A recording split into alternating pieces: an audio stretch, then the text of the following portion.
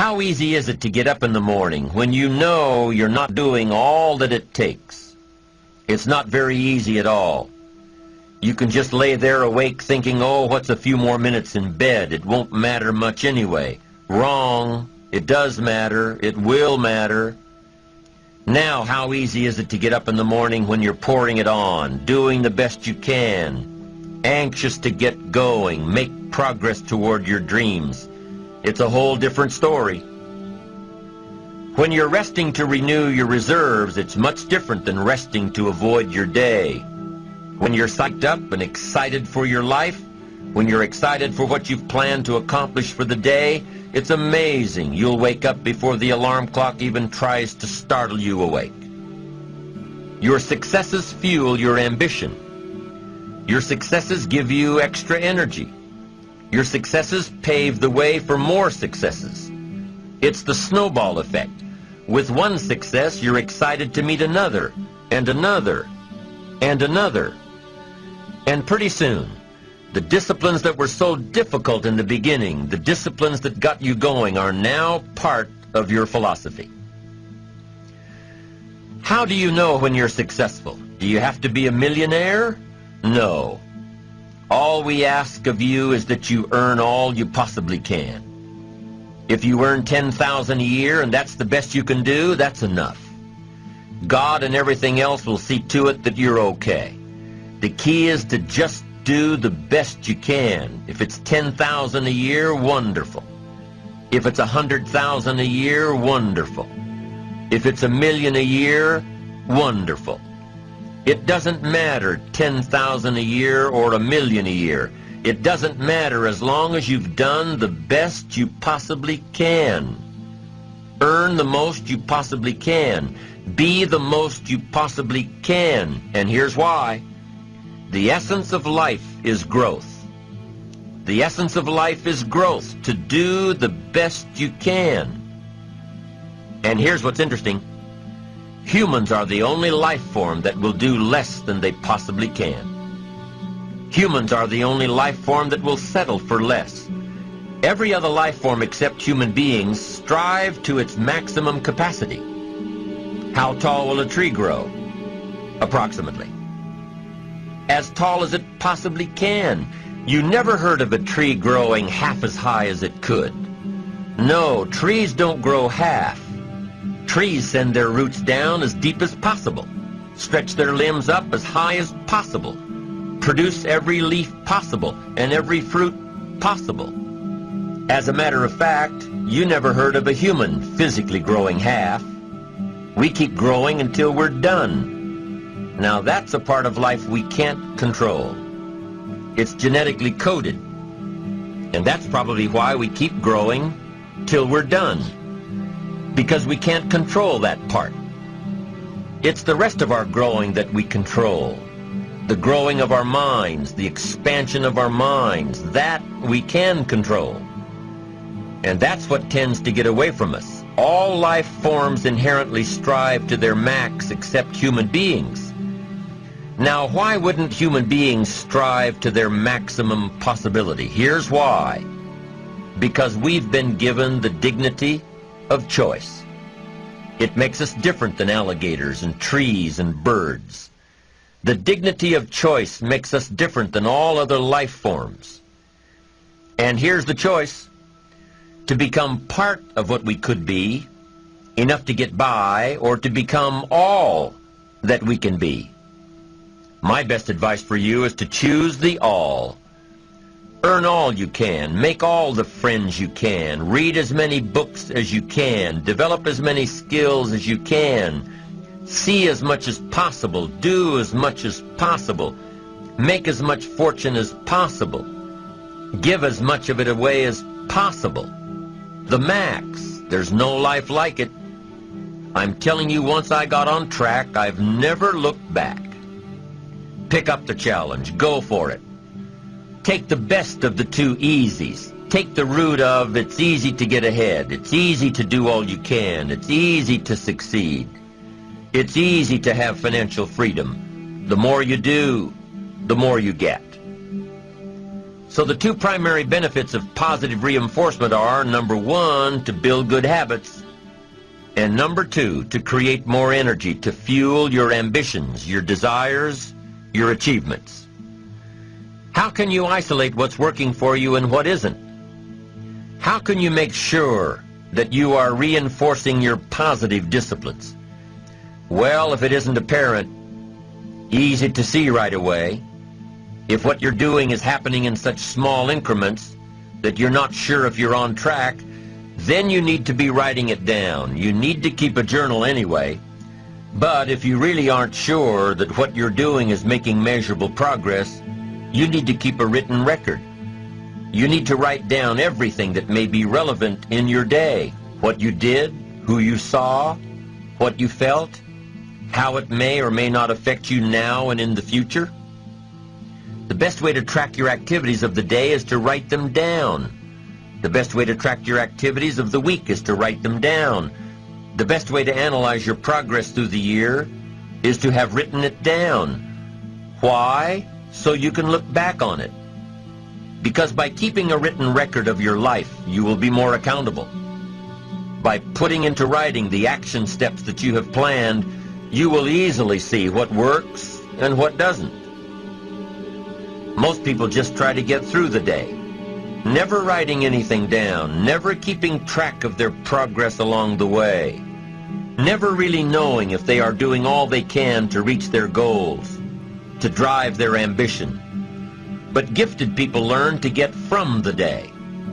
They don't let a day end without picking up some valuable experience, some emotional content, some idea that may positively affect their future.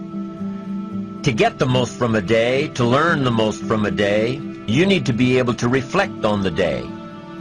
And how can you reflect on a day unless you record it in history?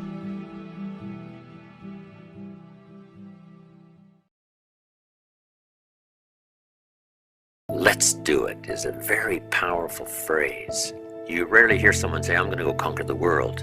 But you could hear the phrase, let's go conquer the world. Let's be best in our industry. Let's be number one. The power of let's. So I learned the value of that. All of my entrepreneurial projects are, not just myself, but 2, 3, 4 getting together to accomplish something unique. Here's the next attitude disease, over-caution. Some people never will have much. They're too cautious. Now, you can also be too reckless, but you can also be too cautious. This is called the timid approach to life. And my caution was always the risk. Risk used to drive me right up the wall. I used to say, what if this happens? It's called the language of the poor. What if this happens? And on top of that, if this was to happen, look at the fix I'd be in. I better not try. I could always ace myself out. Then I'll tell you what changed my whole life when I finally discovered it's all risky. The minute you were born, it got risky. If you think trying is risky, wait till they hand you the bill for not trying. If you think investing is risky, wait till you get the tab for not investing. See, it's all risky. Getting married is risky. Having children is risky. Going into business is risky. Investing your money is risky. It's all risky. I'll tell you how risky life is. You're not going to get out alive. That's risky. The Englishman says, well, if that's the way it's going to work out, let's give it a go. Right, that's what it's for. Give it a go. Somebody says, yeah, but I'm looking for safety and security.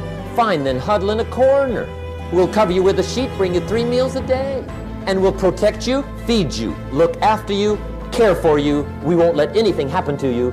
And you'll probably live to be 100. The guy said, well, yeah, I'd live to be 100. But what a way to live. Right. What a way to live, safe and secure. Don't ask for security. Ask for adventure.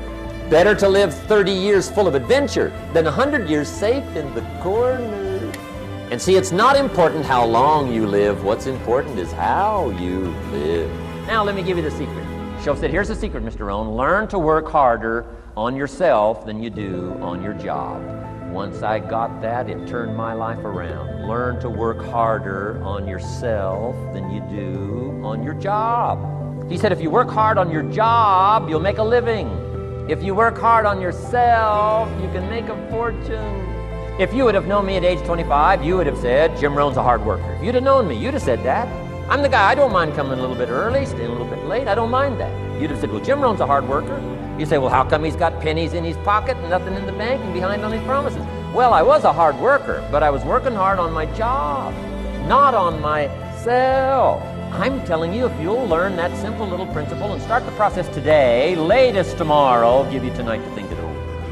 And start this whole process of personal development, work on yourself, make yourself more valuable to the marketplace. I'm telling you, you can so dynamically change your income, and economics is the least of the values that you can start earning in terms of equity if you'll start working harder on yourself than you do on your job. Work hard on yourself and develop the graces. All of the stuff necessary to become more valuable to the marketplace. I'm telling you, your whole life can explode into change. Promotions, no problem. Becoming more valuable to the company, I'm telling you, no problem. Money, no problem. Economics, no problem. Future, no problem. If you just go to work on the right thing. Not get things out there to change. Don't try to change the seed. Don't change the soil. Don't change the sunshine. Don't change the rain. Don't change the mix of seasons. Let the miracle of everything that's available work for you, and start working on the inside. Work on your philosophy. Work on your attitude. Work on your personality. Work on your language. Work on the gift of communication. Work on all of your abilities. And if you'll start making those personal changes, I'm telling you, everything will change for you.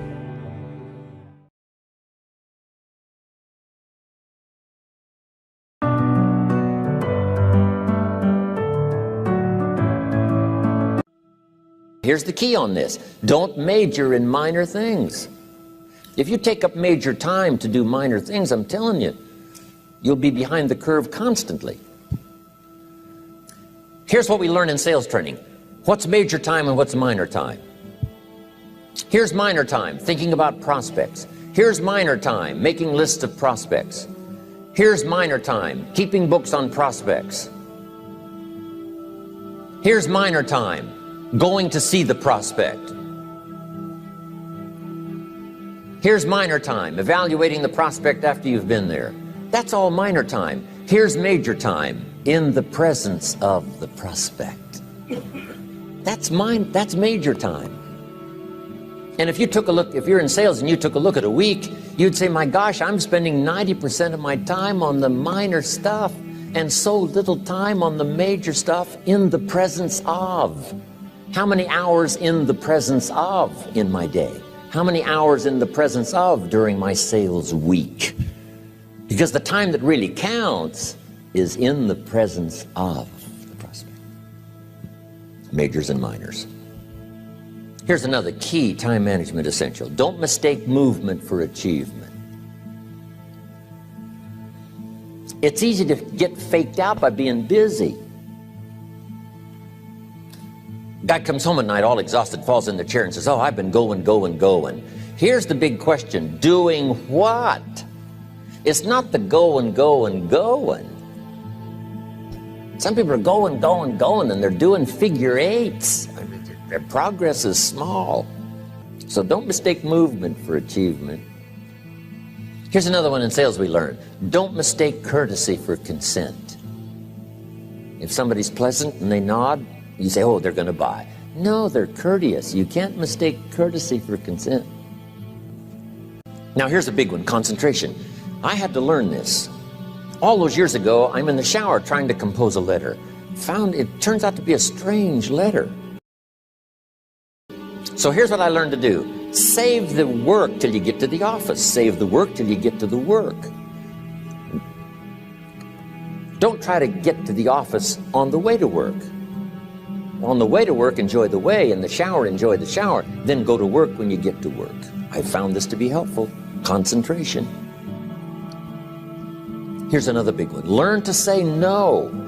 I'm telling you, in such a social society we have now, it's so easy to try to be a nice person, saying yes to everything. Find yourself overloaded. Now you got to call and make the, well, gosh, you know, all the time it takes to back out of something that you said yes to too quickly.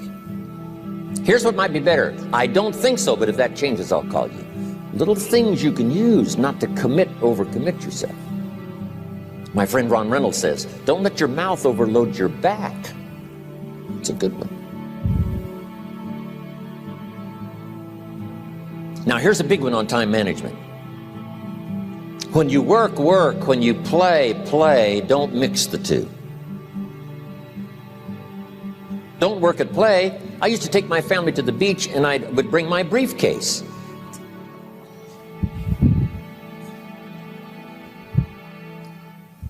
I learned not to do that. Or at the beach, I'm saying I should be at the office, I should be at the office. Now my family's upset because I'm at the beach and I'm thinking office, office, office. Now when I'm at the office, I'm thinking what? I got to get my family to the beach, the beach, the beach. So things are not going too well at the office because I'm thinking beach, and things are not going too well at the beach because I'm thinking office. Here's what I learned to do. At the beach, be at the beach. At the office, be at the office. When you work, work. When you play, play. Don't mix the two. Don't work at play. Now here's one of the most important ones. Don't play at work. Work is too serious. You don't want the reputation of being the office joker. It's not a good one. Yes, there's time for some pleasant stories. Yes, there's time for a little humor. Yes, best if it's a happy office, of course. But I'm telling you, you got to be serious about work because you're parting with a piece of your life for the work you do.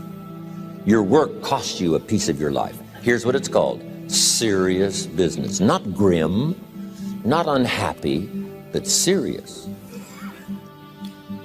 Key. Don't play at work.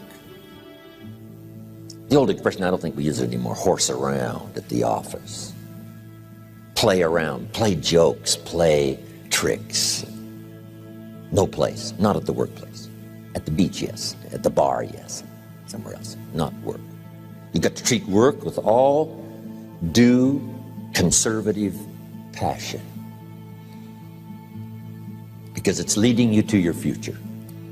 Here's another key phrase, all work is good. You may not like your job, but if it's the stepping stones to get you to where you want to go, you got to appreciate your job. You don't have to have a passion for your job. Here's the ultimate passion, a passion for incredible success in every department of my life. That's the passion.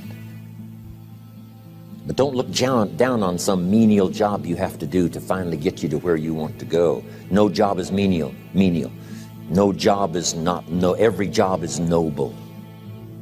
Training life for pay, making a contribution to society. Next, analyze how you are.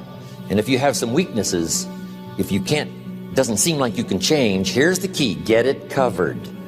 I used to keep promising myself I'd keep the books, keep the books, keep the books. Finally, I gave that up. And back then, it only took me an extra 50, 60 bucks a month for some accountant to keep the books. I said, no, I'm going to save the 50 bucks. You can't believe what I started losing in productivity because I tried to save the 50 bucks. So the key is a lot of the time you can stay like you are, but just make sure you get it covered. Okay. Next, beware of the telephone and all other systems of communication, especially the telephone at home and systems of communication at home. And here's one of the best lines I've got for you for the weekend. Let all communication systems serve you, but don't let them intrude. When it comes time to have dinner with your family, you shut off all systems, unless the ones that can take messages silently. Don't let the phone ring. Don't let anybody intrude, come through the front door nor the back door, nor through the telephone or any other device. So you can't reach John and his family when he's having dinner. The President of the United States couldn't get through. If you develop that kind of a reputation, father, mother, when we have dinner, when we're visiting and have this time with our family, nothing intrudes. So don't let these clever little devices keep intruding. You've got to have a place that's sacrosanct, it's valuable. You don't let anything in for that period of time. Okay. Isn't that good advice? Excellent advice. Here's the next one. Read all the books. You know, I've only got a few notes here on time management, but if you've got some particular challenges, you run a big organization, a big corporation, you've got some challenges, there's plenty of books. Now, here's what's next. Just be more alert to the things that might be stealing your time. Here's why. Time is like capital. You can't let someone steal your seed corn. You can't let someone steal your capital. And you can't let someone steal your time. You must designate your time. And some of the time that you designate, you must not let anyone steal. Casual time, you might let someone intrude and steal a little bit and take a little bit, but not serious time. Key. Next, one of the great time management savers is to learn to ask questions up front. Sometimes you talk to somebody for an hour, and then you ask questions and find out if you would have asked those questions up front, you could have saved yourself an hour. Asking questions up front helps you to get to the problem now. But if you just launch into some discourse, you might waste 30 minutes, waste an hour, when here's what you should have been talking about. After you finished an hour, you say, John, what's really the problem? He said, well, it's something personal. See, that's what you should have been talking about this whole hour. Next, learn to think on paper. Now we're going to take a break. Some ways to think on paper. One, we've covered one. Solving problems. Take it out of your head and put it on paper. Another one is setting goals. Making these lists we've already started. Here's another good way to think on paper. It's a projects book. Each person you're working with and each project you're working on, get a loose leaf binder and a tab and some pieces of paper behind the tab and do a little continual summary of how it's going between you and that person and between you and that project. I call it a projects book. It is so useful to me. But what's going on between you and this person? When you last got together, what did you talk about? And you got a few notes there. Here's what we talked about the last time we got together. Now when you get together again, you can review that so you'll know better what to talk about. When the president gets ready to travel and he's going to meet some important people, guess what they bring him? All these briefing books. Right? The last time you were with Khrushchev, Kennedy is informed. Here's what he said and here's what you said. Kennedy said, oh, that's valuable. I need to remember that. If a person is important, it's worth a little running account.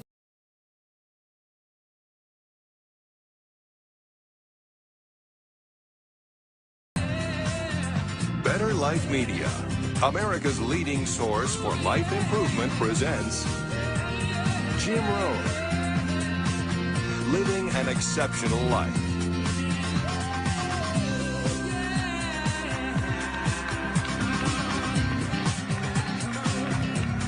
Hey, thank you. How's everybody? Nice to see you. Thanks for coming today. I appreciate it very much, and I'm just delighted to be here. How many of you have never seen me before? This is your first time. Wow, everybody.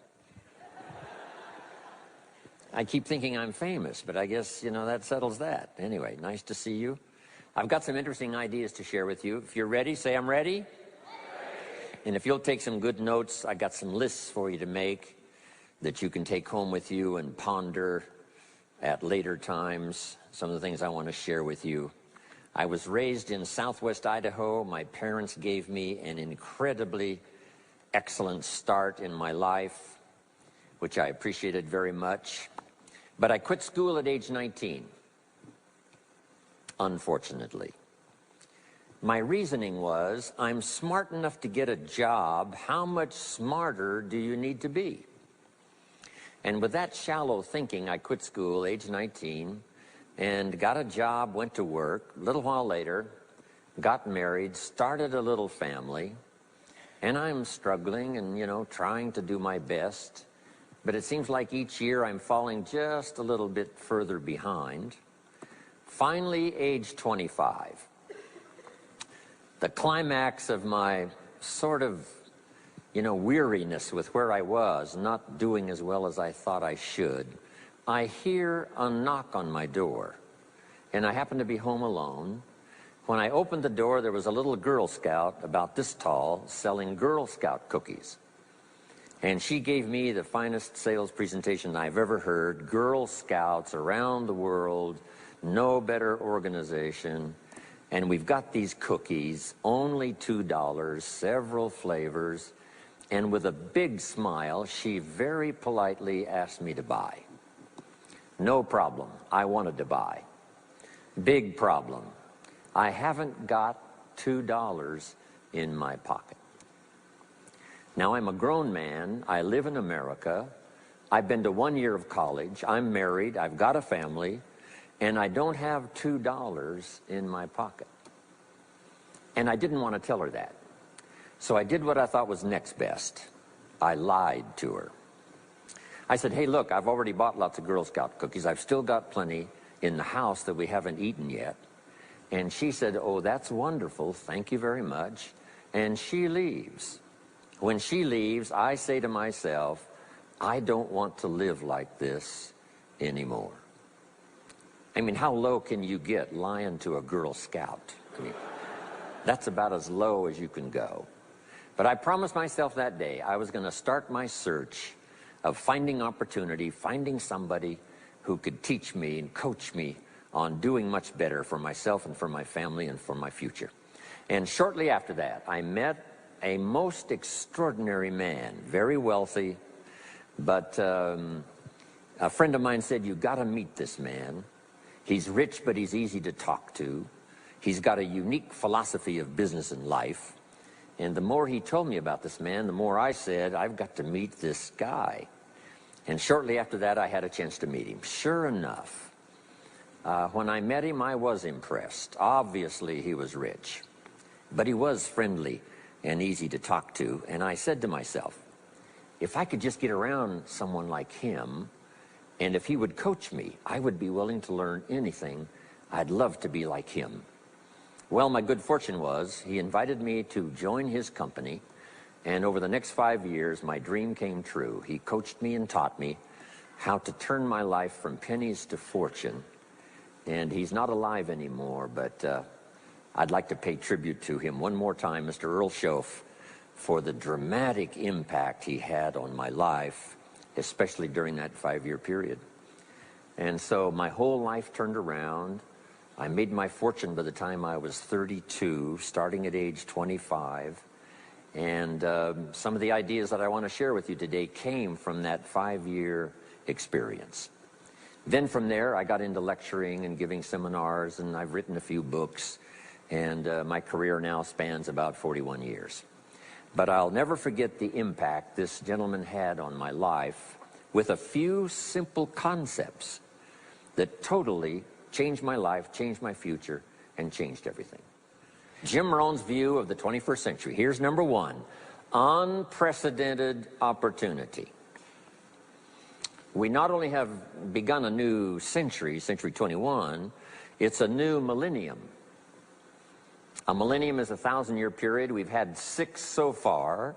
This is the beginning of the 7th millennium, and some scholars tell us that this could very well be an extraordinary time for the human race, this 7th millennium.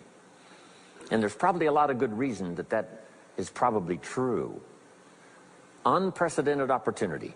We've now got the technology.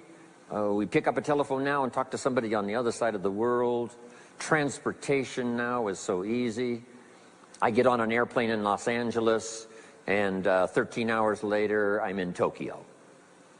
5 meals, 3 movies, and you're there. I mean, you know, it's a simple deal. Anyway, we've got technology, we've got transportation, we've got all the rest, right? So this is going to be a time of unprecedented opportunity in every field you can imagine, every industry, every country. It's going to be the greatest period of opportunity time in the history of the human race, the 21st century, especially these opening years of the 21st century. So that's number one, unprecedented opportunity. Now here's the second note to take. Now also keen competition, because we now play the world game. And it's not just competition across the street and company to company and, you know, division to division and, you know, company to company. Now it's worldwide competition. A job now becomes available. Does it go to someone in Minnesota or someone in India? Worldwide competition. So now you've got to be ready to cash in on the opportunity, but you've also got to be ready for the competition. So I've got some interesting ideas on how to be prepared for both opportunity and competition in these opening years of the 21st century. Here's some of my best advice. Number one, You've got to have more than one skill. It's okay to have one skill, but I'm telling you, if you want economic safety for the future, especially this century, my personal opinion, you need more than one skill.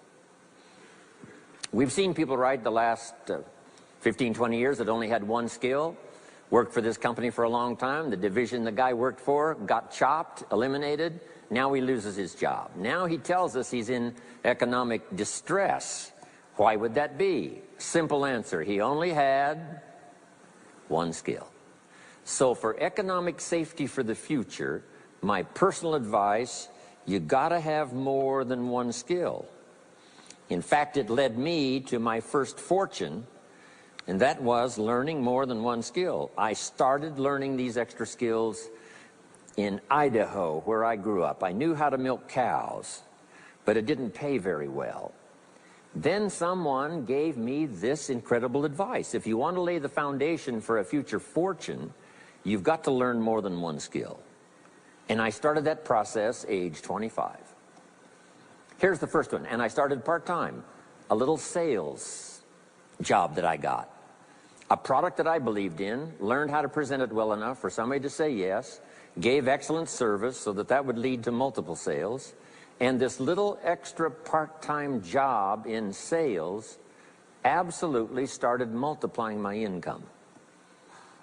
From milking cows, now I've got this ability now to start getting customers, keep them serviced, and make some money in this extra skill. So now I've got two skills, milking cows and finding customers.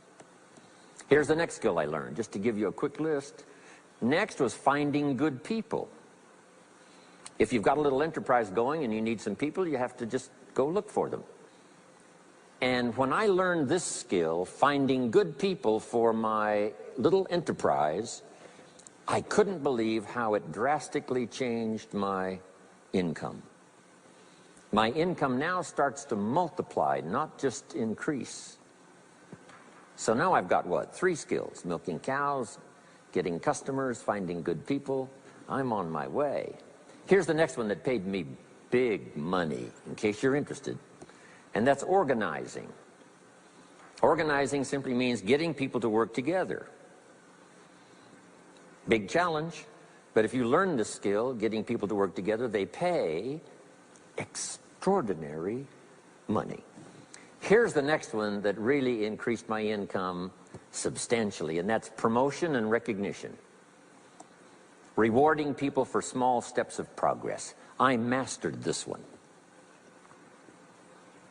And here's the philosophy behind it. Be so busy giving other people recognition, you really don't need it for yourself. I mastered this. Guess what it pays? Big money. Let me just give you one more, and it's in 3 parts. And that's communication.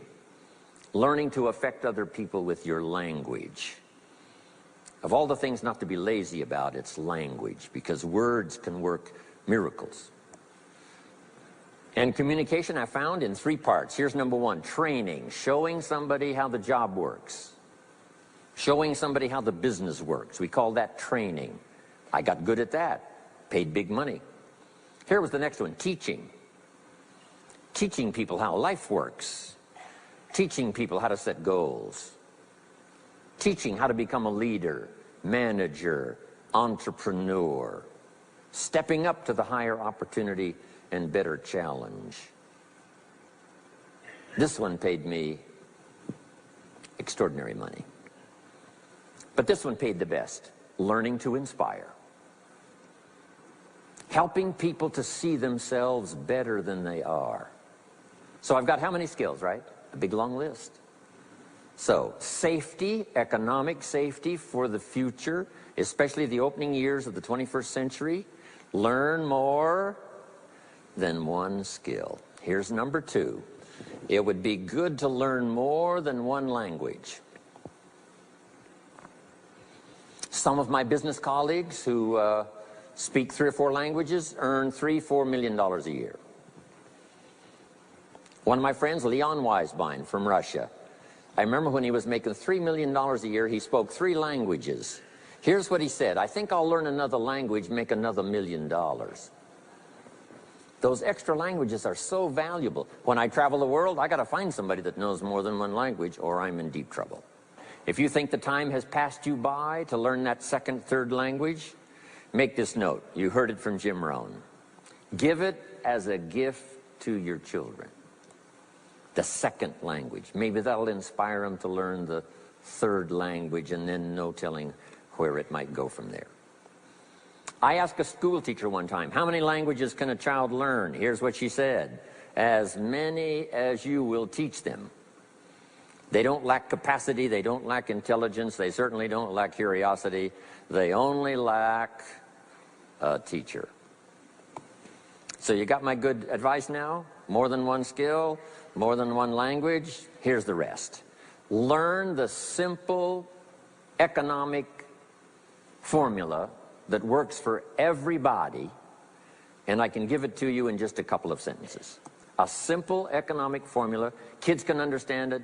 Anybody can understand it. Anybody that wants to get paid. Here's the language for your notes. We get paid for bringing value to the marketplace. That's as simple as you can put economics. Anybody that wants to get paid. You get paid for bringing value to the marketplace. The marketplace is the people. Now, the value we bring is one part of it, a product or a service, but here's the other part, the value you become. So just off to the side, put the value is two parts. The value you bring, like a product. If you manufactured it, you might keep improving the product. If someone else manufactured it and you're out selling it, they probably keep improving the product. But this is the one you have to work on yourself. The value you become, like an entrepreneur, a leader, a teacher, supervisor, manager. What you become also pays much more than what you bring. Once I understood that, then here's what my mentor said. Go to work on yourself harder than you work on your job. If you work hard on your job, you can make a living. Then he said, if you work hard on yourself, you could make a fortune. So I worked hard on my job and made a living, but I learned, starting with those extra hours per week, learning these extra skills, I started working on myself. And here's a philosophical phrase everybody should take home. Here it is. Success is something you attract by becoming an attractive person. Success is not something you pursue. It's what you attract by becoming attractive. By becoming attractive to the marketplace. What would do that? Multiple skills, multiple languages, and then some of the things I'm going to talk about the rest of the seminar. So, now what else would help you to be attractive to the marketplace besides more than one skill and more than one languages? I've divided it into five simple, basic fundamentals of ideas to ponder and think about that will increase your value to the marketplace. Could perhaps, like it did for me, multiply your income by 2, and then multiply it by 3, and then multiply your income by 4, and then by 5. And once you get there, it's not that difficult to multiply it by 10, because all you have to do is make sure you become more valuable and more valuable and more valuable. You don't have to work on the economy, because here's the first note. Each person's income is determined primarily by their philosophy, not by the economy. Once I understood that, then I said, well, I don't have to go to work on the economy. And the answer was no. You only have to go to work on yourself to make yourself more valuable. So now here's 5 things I want to share with you. And the first one is your personal philosophy. What could get you more prepared and ready for cashing in on the opportunity of the 21st century? And here's the first one, personal philosophy. Your personal philosophy is like a guidance system that helps you make decisions what to do, what not to do. From the information you get and what you learn and what you know, we decide. Maybe your philosophy would have been 5 years ago never to attend seminars like this. You just didn't go. Now 5 years later, here you are. Something happened along the way to change your mindset, saying, hey, for the money and the time, if I just get one good idea and walk away, it certainly is worth the money and the time. So now that little amendment in your philosophy, you now say, I'm going to regularly go, because it doesn't take but a few ideas to make a great difference in your income, personal life, social life, and all the rest. So now you know that's valuable. A change of mind, a change of idea. So that's what personal philosophy is all about. The more we learn, the more we know, the better we're able to make better decisions about two major things. Your philosophical guidance system does two things. For your notes, number one, helps you to see the dangers on one side, so you can avoid those. But here's what else your guidance system does. Personal philosophy helps you to see the opportunities on the other side, so that you can expand those, maximize those. And here's what that's called. The game of life is to minimize the dangers and maximize the opportunities. And the more we know and the more we learn, the more experience we gather in sessions like this, from the sermon on Sunday morning to the books we read and all the rest, helps us to keep continually adjusting our philosophical guidance system so that we minimize more dangers, maximize more opportunities. That's really the game of life. I couldn't put it much more simply. So number one, we're affected by what we know. Now, how do we know more things and learn more things that'll help us readjust our thinking so we can avoid the dangers, maximize the opportunities? Here's number one, learn from personal experience. One way to learn to do something right is what? First do it wrong, right? Mess up, and then you say, wow, that was costly. I'm never going to do that again. So one way to learn to do it right, first do it wrong. Sometimes a negative experience turns out finally to be positive.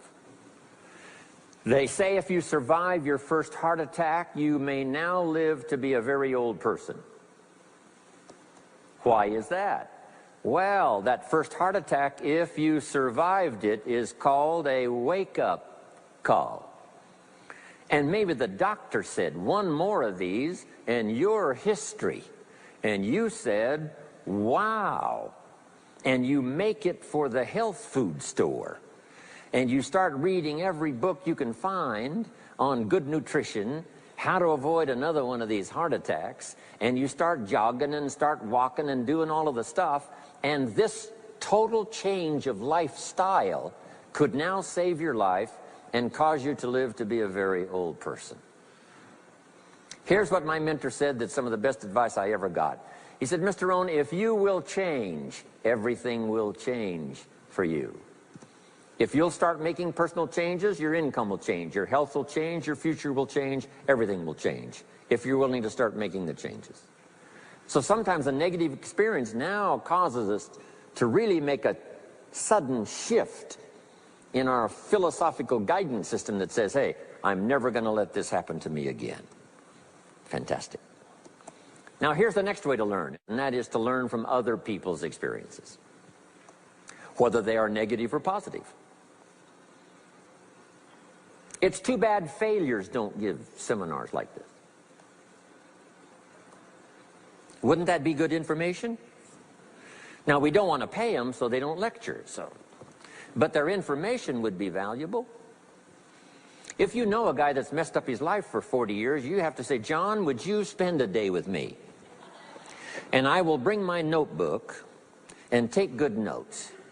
A good-looking guy like you, beautiful family, every reason to do well, threw it all away.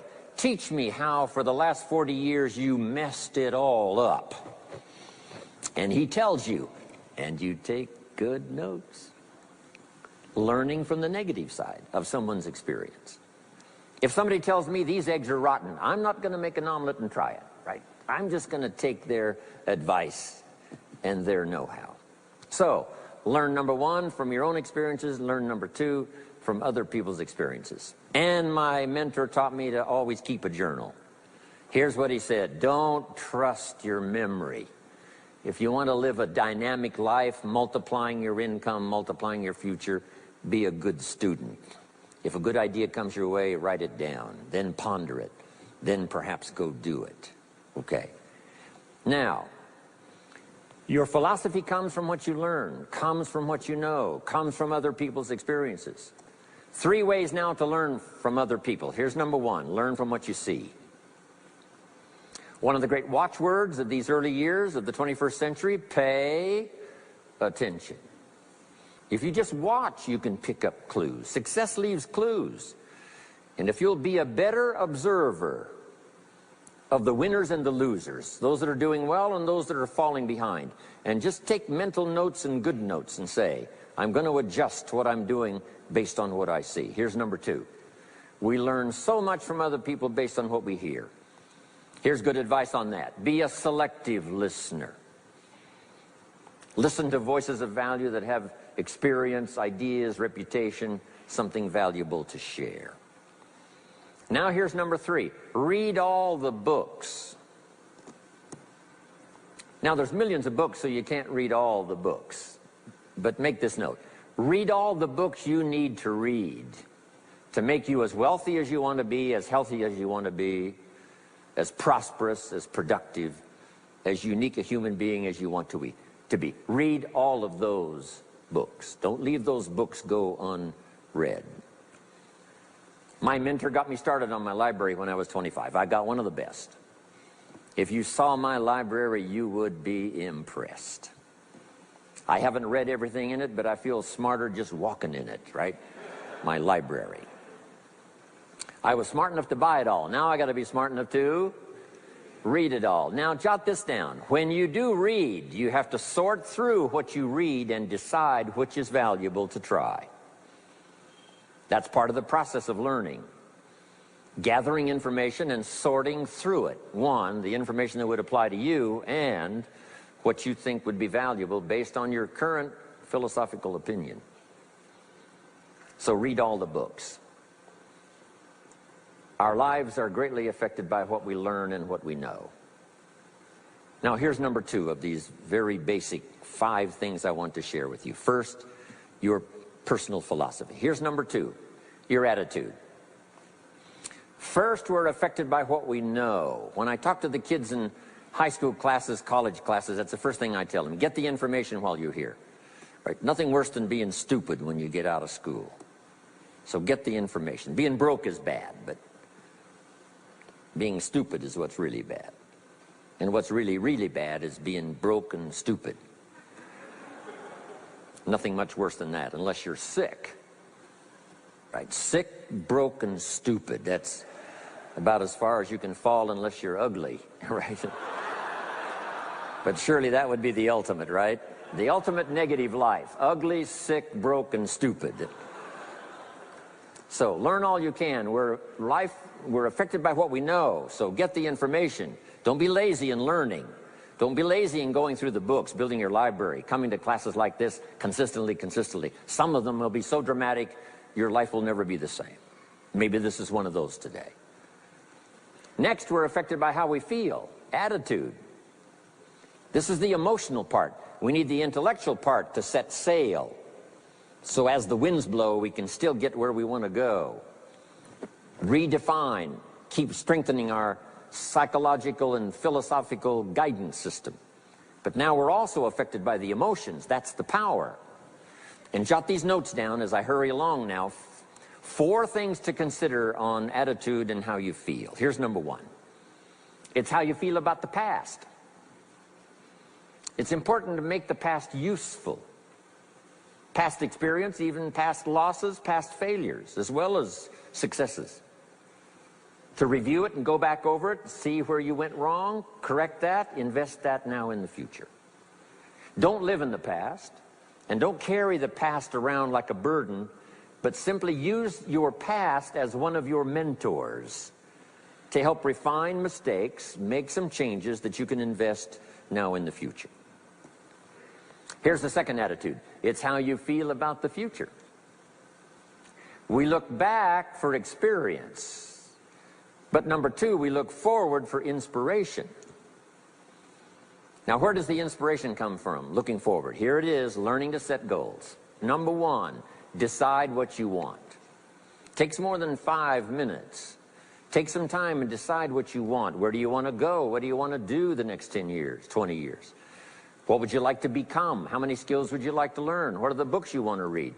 How about the people you want to meet? The cities you want to visit? Experiences you'd like to have over this next period of time? Start thinking about all of that. Here's the next key. Write it all down. Building a life is like building a house. You wouldn't start building the house until you had it finished. Wouldn't you look foolish starting to build the house if it wasn't finished first? What if you were laying bricks and somebody came by and said, "What are you building here?" And you said, "I have no idea." See, they would take you away to a safe place. So building a life is a lot more important than building a house. And yet people treat it so carelessly and so casually about planning and making plans for what they want their life to work out to be. So I'm asking you not to be casual anymore. Start designing the future for yourself, for your family, for your business, for your future. Okay, decide what you want. Okay, so from the past we get experience, from the future we get excitement, inspiration, by setting goals. Now here's the next advice. Put everything on your list of goals. Little things, insignificant to someone else but important to you. A goal list is important. You don't have to publish it in the local newspaper. My Japanese friend, Toro Ikeda, San Jose, California, put on his first list, a Caucasian gardener. I said, go Toro. Back then, everybody had a Japanese gardener. He said, no, I'm Japanese. I want a Caucasian gardener. I like that. So, set goals. Set the goals that'll turn you on, goals that'll get you excited. Put everything on your list. Now, here's the next attitude. It's very important how you feel about everybody. If you want to be a leader extraordinaire, here's what you learn. Each of us need all of us. One person doesn't make an economy. One person doesn't make a symphony orchestra. It takes all of us for each of us to be successful. Each of us need all of us, and all of us need each of us. Each gift is important as we bring it to the table, as we bring it to the country, as we bring it to the community. Learn to appreciate that. Each of us need all of us. Now here's the last one on attitude. It's how you feel about yourself. Nothing more powerful than self-confidence to start multiplying your income by 2, by 3, by 5, by 10. And where does that come from? Make the note. It comes from self-esteem. Doing the things you know you should do, and at the end of the day, your self-esteem is soaring and high. You've met the people you said you'd meet. You made the calls you said you would make. You did the things that you required of yourself to do, and at the end of the day, you feel great about yourself. That is one of the greatest motivating factors for the future, self-esteem, feeling good about yourself. Now let me give you the miracle piece of this formula. If you're ready, say, I'm ready. Here it is. Number 3 is activity. We're affected by what we do. Now we've gotten to the formula of how to turn ideas into reality, how to turn imagination into substance. It's called number 3, activity. So add these notes to it now. Activity is the work. Activity is the labor. You might add labor pains. I'm short on personal experience here, but the mothers in the room would tell us that we know what that's all about, labor pains.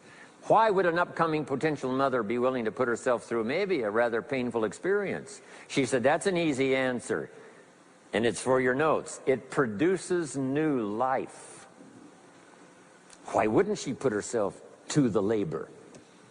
Now comes the miracle of new life. And whether it's new career life, or new business life, or new friendship life, or new married life, or new life of any kind, it has to come from the work. It comes from the labor. In fact, labor was so important. Here was the original formula for labor. If you have forgotten it, remind yourself. For your notes, 6 days of labor and what? 1 day of rest. Now, it's important not to get those numbers mixed up. Why is that? Here's why. Why not 5-2? I don't know. Maybe 5 and 2 would be okay. If God would have thought of 5 and 2, he might have made it 5 and 2. Right? You can't think of everything when you're putting one of these together. But maybe one of the reasons for 6-1, jot this down now. If you rest too long, the weeds take the garden. Not to think so is naive. As soon as you've planted, the busy bugs and the noxious weeds are out to take it. So you can't linger too long in the rest mode. You've got to go back to work. 6 days of work, then rest and spirituality and friendship and change of pace. And then go back over the last 6 days. What did I do? What did I miss? Who did I miss? What happened? So that I can invest those corrections in the next 6 days of higher productivity. Have you got that now? 6 days of work, 1 day of rest. Don't get the numbers mixed up. Activity. Now, activity finishes the miracle. Good question for your notes. How did this convention center get here? Let me give you the steps. Number 1, somebody saw it while the property was vacant. You say, well, how could you see a convention center if it isn't here? It's the only way it will be here. And somebody has to see it so clearly they can draw a picture of it, saying, this is the convention center. You say, no, it isn't there. They say, yes, this is the convention center. The artist's rendering shows you a picture of what isn't there. That's the beginning of imagination. So to turn nothing into something, here's what you do. Imagine the possibilities. That's why we recommend testimonials for someone to say, hey, I started with pennies and I made a fortune. And when they finish, sometimes they say something like this, if I can do it, what? You can do it. And we start imagining the possibilities. Here's number 2, have faith to believe that some of them are possible for you. And both imagination and faith are powerful forces, but we still don't have a hotel. We still don't have a house. Even though those are powerful forces, it is the beginning. Now, imagination and faith must be deposited in activity or it is wasted. But the finishing touch of the miracle process is now, go to work. Go to work and build a better career. Go to work and build good health. You can't have good health without the work. When did we start hearing that phrase? No pain, what? No gain. You got to do the work. You can read all the books until you're wise. You can have faith and believe until it is extraordinary. But now you must go to work. And if you'll learn to appreciate the work that produces the miracle of good health, the miracle of a career, the miracle of a relationship, the miracle of a fortune. Only humans now can do this. The birds of the field can't do it. No other life form can imagine and create something from nothing. Have faith and then build it and make it real. Only humans. It's an extraordinary gift. Depends on how often you use it. So number 1 of the ideas I wanted to share with you to make this an extraordinary opening year century for you is philosophy. We're affected by what we know. 2nd is attitude. We're affected by how we feel. 3rd is activity. We're affected by what we do. Now here's the final 2 pieces. Number 4, learn to measure progress. Once you've set up a project now, you want to turn nothing into something. Now you must measure your progress. How are you doing? Here's how we teach it to our children. Life expects us to make measurable progress in reasonable time. Measurable progress in reasonable time. That is the game of life. So part of it is not just to set up the proposed project, but as we start working on it, we start measuring how we're doing. Now first, what is reasonable time? You can't ask someone every 5 minutes, how are you doing now? See, that's too soon. Guy says, I haven't left the building yet. Give me a break. Now, we can't wait 5 years. That's too long. So there's reasonable time. So make this note now. What is reasonable time? 1, at the end of the day. A conversation a father should have with his daughter today, because the magic is there. If he waits till tomorrow, the magic may be gone. today. Next is a week. Make that note. Usually, we get paid by the week. Somebody adds up our value to the marketplace, out comes the check. The next week, somebody adds up our value to the marketplace, out comes the check. What I learned to do is to change my value to the marketplace so the check kept getting bigger and bigger and bigger. I didn't have to change the economy, I only had to change myself. Measure your own progress. Success is a numbers game. We demanded of our children, how many years do you want your child to spend in 4th grade? Approximately. About 1 year, right? You say, well, if they're nice kids, would you give them 3 or 4 years? You say, no. This is not a nice game.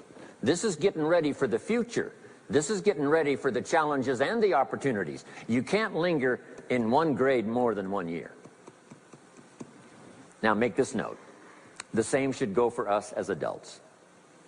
Don't linger more than 1 year in 1 grade of learning. Adult, management, entrepreneurship, leaderships of all kind. Keep up the pace of learning. Okay. The numbers. Measure. Count. Now here's the key. Face the truth.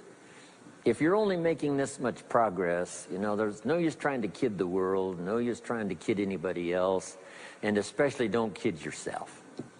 If in a period of time you've only made so much progress, you just got to swallow hard and say, this is the truth.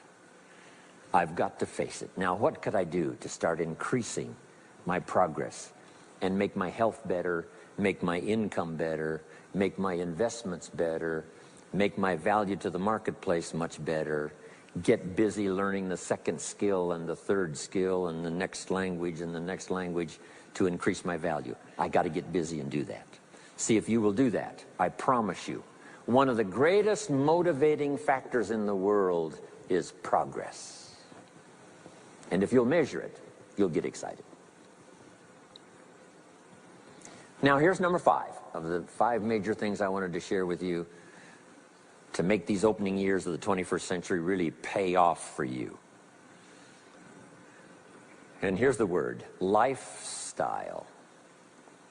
Learning to live well, because the ultimate essence of life is not a Ferrari.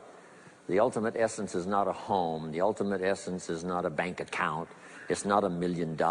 It's not a fortune. Here it is. The ultimate essence of life is learning to live a good life. That's the key. Whether you have modest resources or whether you have mega millions, either way, the real key is learning to live a good life. And so in my closing 5 minutes, let me give you what I think is a good list. Now, this is the short list. In other presentations, I cover a longer list, but this is called Jim Rohn's short list for living the good life. Here it is. Number 1. Productivity. You really won't be that happy if you don't produce. And here's the next bit of advice on that. Produce to the max if you possibly can. To produce a little is okay. To produce enough is okay. To produce some to get by is all right. But why not try productivity to the max? Andrew Carnegie, who built the steel industry back in the 30s, here's what Andrew said. I'm going to spend the first half of my life accumulating money. I'm going to spend the last half of my life giving it all away. He got so inspired by that goal that the first half of his life he accumulated $400 million, which back in the 30s was a lot of money. A mega fortune. Guess what he did the last half of his life? He gave it all away. I got a good question for you as we close. Here's the question. What's got you turned on? What's got you up early? What's got you eager to face the day? What's got you inspired to learn the extra skill, put in the extra time, go the extra mile, learn how to work with people, guarantee your future? Good question. Here's number 2, good friends. You got to have good friends. The best support system in the world is good friends. Collect and nourish those as priceless. Good friends are those wonderful people who know all about you and still like you. Those are good friends.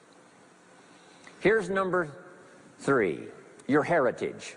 What's made America so unique among all the nations of the world and the greatest experiment in the history of the world? And that is the depository of gifts that have come to America over the last 300 or 400 years. The heritage from all walks of life, all over the world. Now, the key to keeping America vital and powerful and unique for generations to come is to keep alive these heritages. The music, the dance, the costume, the customs, the literature, the poetry, and all the rest combined together, making us an extraordinary, unusual nation among nations. Keep your heritage alive. Here's number 4, your spirituality. Whatever you believe in terms of spirituality,